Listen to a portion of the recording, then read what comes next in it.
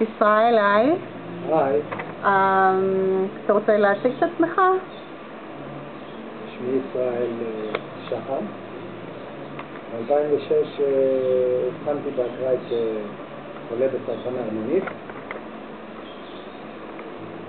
בדקתי כל מיני טיפולים ועשיתי טיפול אלטרנטיבי שנקרא הייפוך. ואז ה-PSA ירד מסביבות 6 ל-0.36. לאט לאט בדרגה הוא עלה, אחרי שנה בערך הוא הגיע ל-6. 6.6.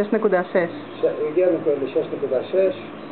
עשיתי ביופסיה עוד פעם ועשו שיש משהו קטן בצד שמאל שנשארה איזה שארית. ואז החלטתי לחפש באינטרנט ומצאתי את המקום של דוקטור לו, האתר של דוקטור לו, ובאתי לכאן ועשיתי 30 טיפולים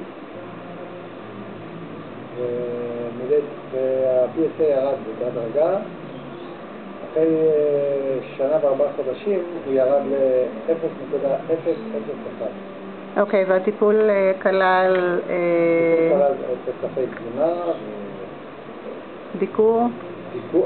דיקור כמובן. והמלצות תזונתיות?